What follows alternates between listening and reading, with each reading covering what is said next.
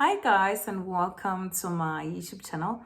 My name is Wandara Siwera, and in today's video I want to talk about saving for the education of your children, which is also known as education savings plan. Okay, so I'm sure you guys have seen a post or two on social media complaining about educational policy, complaining about them not meeting what the client anticipated it to achieve, right? This normally does happen when you're sold a product that is wrong for the things in which you're trying to achieve. Okay, so because of that, I thought, let me create this video so that we can talk about it, because I am one of the people who actually believe that we can set our children up for financial success. And if we can do it, if we have the ability to do it, let's just do so. So I'm going to share with you guys some of the thoughts that you need to have in mind, as you are deciding how you want to save for the education of your child, right? So what kind of prompted the conversation is a post that I made on Instagram as well as on Facebook that got a bit of attention from people. So I was talking about maximizing my tax-free savings account, and I also mentioned that this can also be used to save for your child, right? It's a vehicle that can help you to actually save for your child. And I'm going to talk about how this works later. But for now, I want to cover, the educational policy, the educational savings plan, all these things that has to do with saving for your child. I think we can just all agree that, saving for your child's education is it's not a child's play. So you really do need a structure in place. And I do understand parents who actually took policies, although they don't work or they didn't work for them. Because to be honest, without a structure in place, how then do you think that you would be able to achieve the funds that are needed to support your child in their school journey? Right? So I'm going to read you an article that I saw from Discovery that actually estimates some of the cost of school fees between grade R to matric, so that we can have an idea on the numbers in which we're working with. And then we can talk about the different options that are out there and how those can be good or bad for your plan, and how you should be thinking about it for you to be successful in your planning. And then later I'll talk about what I posted about that got people talking in a good way. Okay, so the article is titled "A Head Start for Your Children." What a beautiful article. So it then says, helping your children by investing for them could be seen as a luxury, but with the cost of education soaring, it's looking more and more like a necessity. A 2016 report from City Press indicated that education for a child starting grade R in 2016 and matriculating in 2028 would cost approximately $253,000. Sure. These numbers are not numbering. And they say that at an average fee-paying schools, right? And they say 676,000 at upper income former Model C schools, right? And 3.7 million at private schools. And that's just bills before tertiary education. This is really a lot of money. So they're saying at a normal school, you're looking at 253,000. That's the number that we're going to keep in mind, right? And that's really a lot. And that's just primary and secondary school, and without considering university. And if we consider university, this amount can be double. So to be honest, this money it's really a lot. It's really a lot. Again, if you don't put a structure in place to achieve it, it's gonna be tough, right? So your child has these options. Your child can be smart and get a bursary, which will pay for their fees and everything that's associated with their education. Or, they can get NSFAS, and if they are qualifying, right? Or they could be unfortunate and fall within, I think they call the sandwich category, where you're not too poor to get NSFAS, and you're not rich enough to afford education yourself. And what then end up happening is you relying on credit to send your child to school. And that can be a lot of money. Imagine borrowing 253,000 to send your child to school for varsity. That could be a lot. It could really be a lot. And I know that in South Africa, we don't necessarily have educational credit. It's just a personal credit. It's just a personal credit, and the interest rates are super, super high. So we want to try to make sure that we do the best that we can so that we don't get ourselves in these kinds of trouble, right? And to be honest, education is still one of those things that can set your kids up for success, right? And not necessarily for them to go and work 9 to 5, but to be educated enough to be interested in things that are happening in the world and be able to think critically as well. Okay, so these are the numbers that we're looking into, and now I just want to go through the different options that you can look into, or the thinking process that you should have within those different options that are available, right?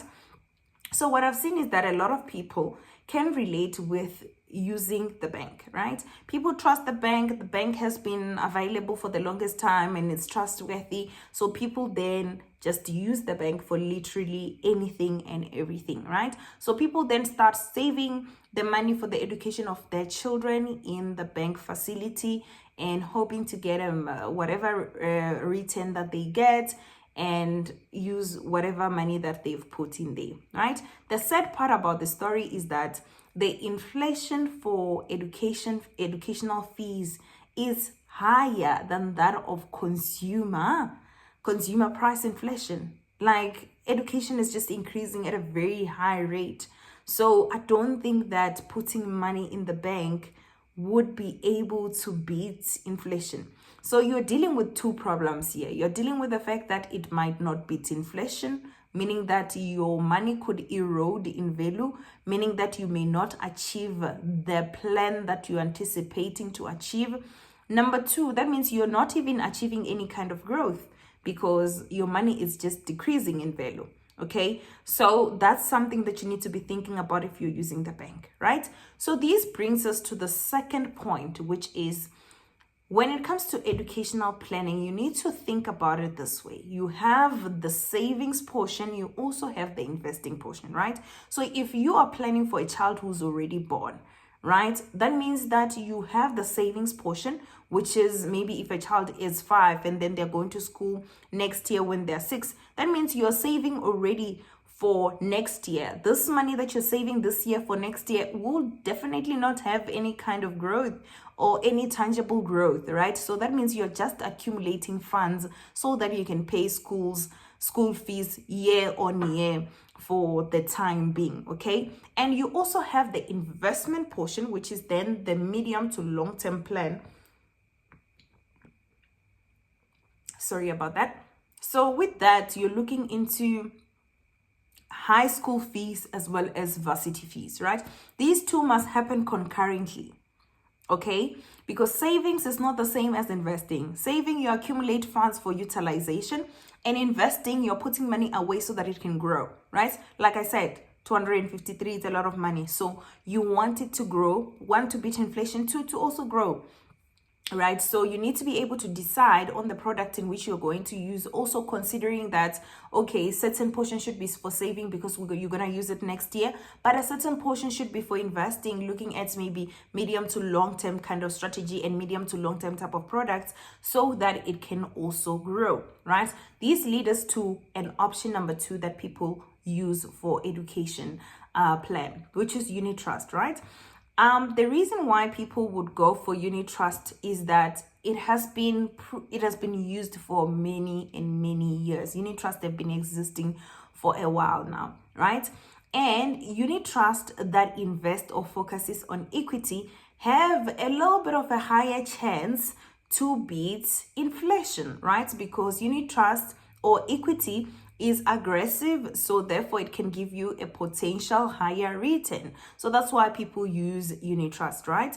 What I see a lot of is that banks as well as investment companies will name their unit trust, like a normal unit trust would be named educational fund, A normal banking account by a bank will be called educational planning account, right?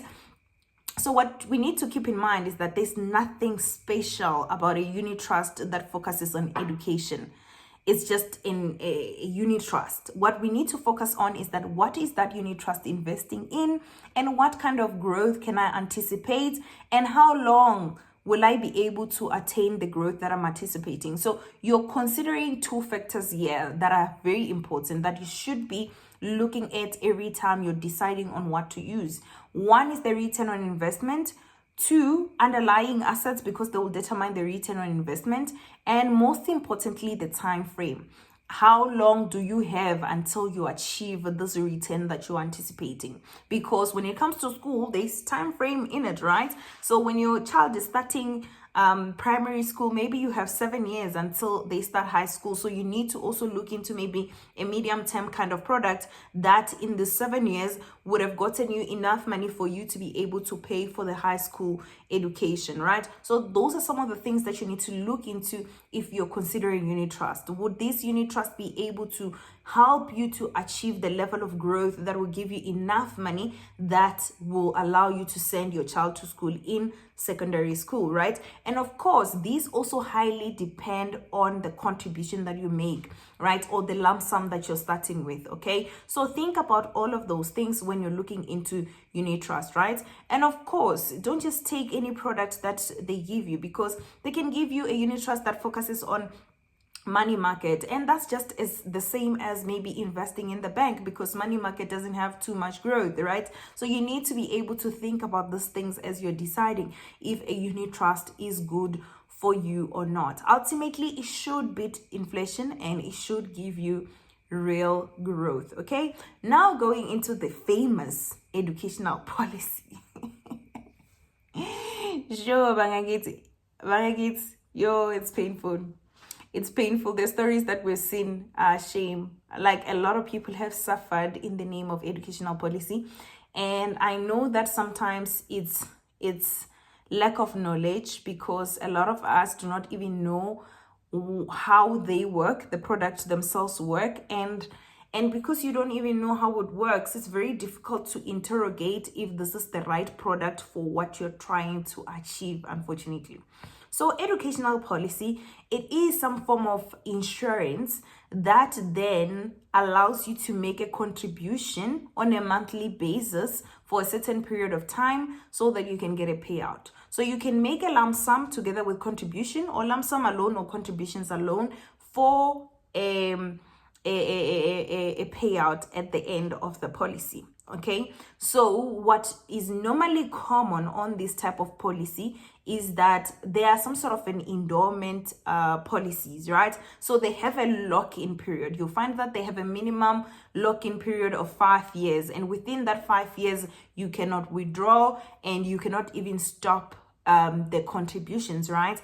And if you happen to stop or to withdraw, the penalties are so heavy to an extent where I'm not even sure if really it is even worth it for you to even consider it, right? So these are some of the things that you need to be thinking about. What I've normally seen is that you will find that even the contribution that you are advised to make is too little for you to get any tangible return in the long run. So sometimes people complain that the money that they get at the end of the period, it's even little versus what they've contributed, right? Because they are really high costs that are associated with this kind of product. And apparently, and allegedly, advisors sometimes recommend this product because they get huge commission on it, right? So be careful to not just take things because people are saying you must take it. Sometimes people are being selfish. They're selling you things because they work for them, right? So let's educate ourselves so that we don't just take a product because it's named education, guys. Like, a lot of products are named educational policy, they're named educational savings plan. It doesn't necessarily mean that this is the right person for you to save for your children. Again, look into the return that you will get, the cost associated with that, and also how long do you have to do this for, right? Interrogate the information that you're being given so that you can be sure of what to expect at the end of either the policy or the investment that you're making. Okay, so these is some of the things that you need to think about if you're looking into the educational policy itself, right? Another thing that you need to think about when it comes to like these endowment policy or educational policies, that most of the time they will say it's tax free. It's not necessarily tax free, but the tax is paid within the fund itself. So that means that the money that will be paid out to you would have already paid tax. It's not like you didn't pay tax. You paid tax when the money was still within the fund, but then it gets to you, or it already paid the tax. Okay. Also the beauty about endowment policy, because endowment policy, they are good policy, it's just that you need to interrogate if they are good for what you're trying to achieve. So the good part about them is that if you have an endowment policy and you have written your kids as beneficiaries and they are of legal age, the payout will go directly to them without it making it to your estate. It won't be winded up as an estate. So that's beautiful, because estate sometimes takes a while, right? Lastly, you have exchange traded funds, which are called ETFs, which you can buy from a tax-free savings account. Okay, and this is what my post was talking about, right? So you buy exchange traded funds within a tax-free savings account, and you make it grow, and you do it when the child is still or when the child has just been born, so that it can have enough time to grow and compound within the account. This can work perfectly if you're planning on a university fees, right? Because then you give it enough time to compound. So the post that I wrote about had some numbers in them. Let me see if I can still find those numbers so that I can share them with you for you to put out. Okay, so the idea that I had for exchange, so for some of you who do not know, exchange traded funds is a basket of shares that you purchase in one transaction, and they have multiple shares in them. They have different companies that sometimes even focuses in different businesses, so it gives you direct diversification, and it also mitigates the risk because you're not putting your eggs in one basket. You have a group of shares in them. Okay, so that's what ETFs are. And a tax-free savings account allows you to invest or save without getting taxed on your return. You don't get taxed on interest, capital gains, and dividends, right? So that means any return that you get it as it is without the tax. So the tax-free savings account disclaimer is that you can only contribute 36,000 a year and 500,000 in a lifetime.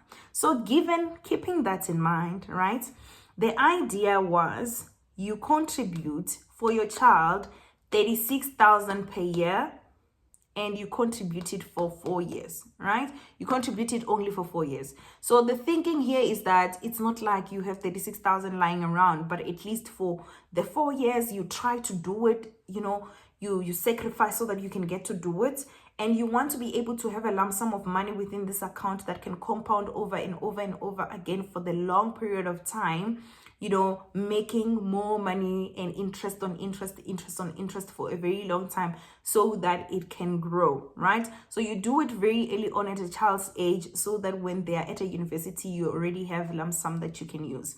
So the idea is that, okay, you will do 36,000 in year 1, 36,000 in year 2, 36,000 in year 3, 36,000 in year 4. So including the compound interest that would have been calculated on an estimated growth of 10%, you would have accumulated on year 4, you would have accumulated 167,000, right? This is including capital as well, the money that you contributed. So that 167,000 now, you can put it for an additional, or leave it there in that account for an additional, let's say an additional 17 years. Or for an additional 17 years, for an example. That means this money will come out when the child is 21. But preferably, maybe you want to release it when the child is 17. So maybe additional 13 years, okay? So in year 13, from year 4 to year 13, you're no longer contributing. You're just letting your money grow in the tax-free savings account. And with an estimated growth of 10%, you could get at least a total of 5,000 on a tax-free savings account, right? By just contributing only for the first 4 years and maximizing it for the first 4 years after the child is born, at least when they're 17.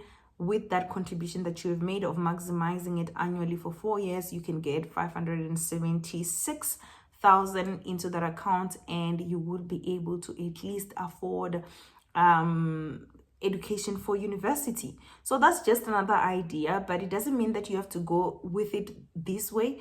You know, guys, like the disclaimer that I will say here is that as long as the numbers make sense for any kind of investments that you're making, you really need to be able to do the math. The math must be mathing here. Like, hence, it's very important that whether it's a policy endowment, whether it's a unit trust, whatever that you're using, make sure that the math is mathing, because it doesn't really matter what they call it. The math must be mathing. And, you know, recommendably, let the inflation be incorporated into those calculations that you would be doing. Sorry. And last but not least, there's this lady that I was watching on YouTube who recommended that when you look into educational plan, you need to look at it from an investment perspective, which is what I was talking about, together with the risk side of things, right? It's something that I was not thinking about, but it's very, very important, right? So when we do these plans, we must not forget that life can life, right? Life can life. The inevitable can happen.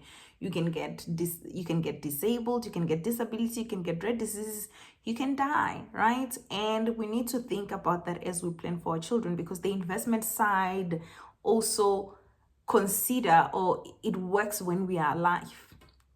So what happens when you die? You know, you need to also make sure that in your life covers that you would take, that you incorporate the need for your child's education. If it happens that you pass on, if it happens that you cannot make any income through dread diseases or through disability, that your policy is able to pay out for your child's education.